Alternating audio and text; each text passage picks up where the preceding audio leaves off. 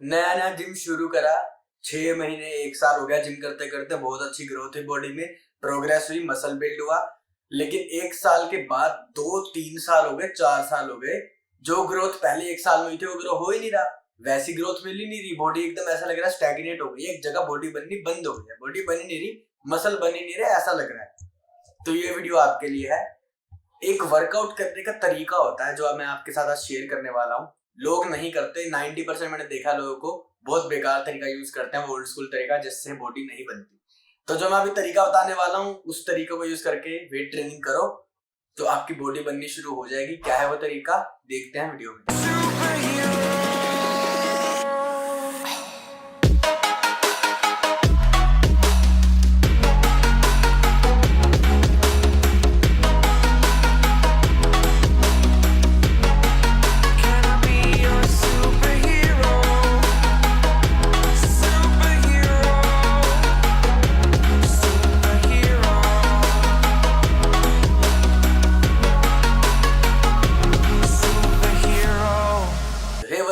This is RJ Devgan. So guys, क्या है वो तरीका जो आप लोग नहीं फॉलो कर रहे? तो गाइस, पहली चीज तो गाइस, जो आप नया नया वर्कआउट जब आप स्टार्ट करते हो ना, बिल्कुल नया नया, तो वो ग्रोथ सबसे ज्यादा वही होती है। क्यों होती है? क्योंकि आप मान लीजिए 18-19 साल 20 साल में आपने जिम स्टार्ट करी, तो उस टाइम पे आप बहुत ज्यादा यंग होते हो, आपका टेस्टोस्टेरोन जो होता है ना बहुत ज्यादा होता है। वो टेस्टोस्टेरोन जब ज्यादा होगा तो मसल भी ज्यादा बढ़ेगा। वो उसे उन्हें हम बोलते हैं न्यूबी गेन्स। तो बहुत जल्दी आपका गेन कराता है, बहुत ज्यादा, मतलब जल्दी जल्दी मसल बिल्ड हो जाता है, तो वो इसीलिए होता है।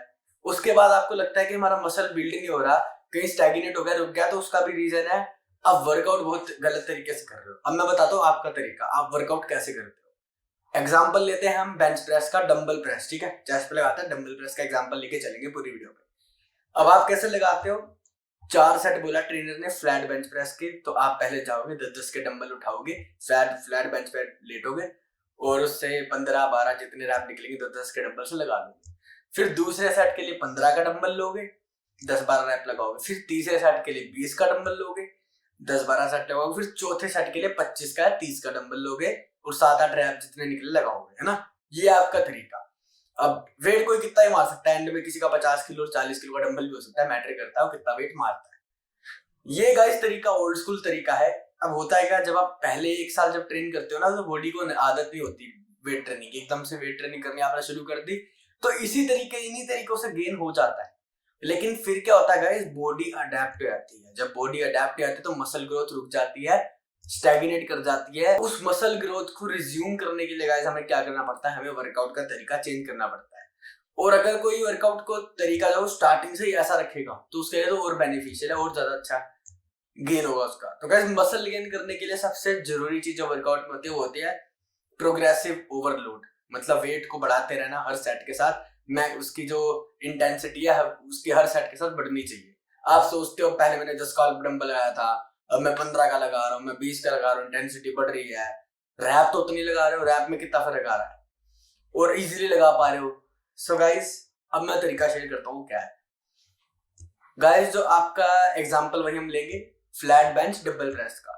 हमें लगाने 4 सेट।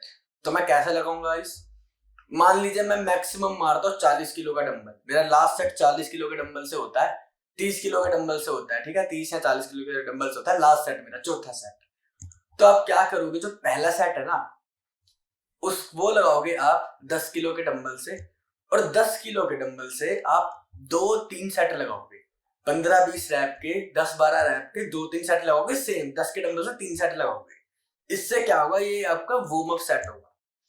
वार्म अप सेट होंगे 3, जिससे आप अच्छी तरह चेस्ट वार्म कर लोगे, आप टेक्निक देख लोगे कि क्या है, कैसे लगाना है, मेरे को इंजरी ना हो, उससे पहले आप एक वार्म अप करोगे छोटा सा, ठीक है। तो ये हो गया हमारे वार्म अप सेट। उसके बाद हमारे मेन वर्किंग सेट स्टार्ट होंगे। तो अब आपको क्या करना है, अब आपको 40 का ही डंबल लेना है। पहला सेट आपका अब है 3 वार्म अप सेट के बाद सेम वेट के साथ 10-10 के किलो में।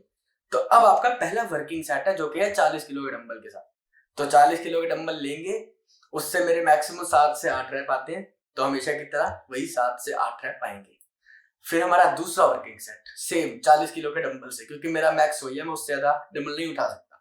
40 किलो के डंबल से ट्राई करूंगा मैं 7-8 रैप मारने की, पर नहीं आएंगे इस बार, 5-6 आएंगे, क्योंकि इंटेंसिटी बढ़ गई है तो मेरी उतनी एनर्जी अब नहीं बची। अब तीसरा सेट सेम 40 किलो के डंबल सही लूंगा और इस बार ट्राई करूंगा 4 से 5 रैप मार।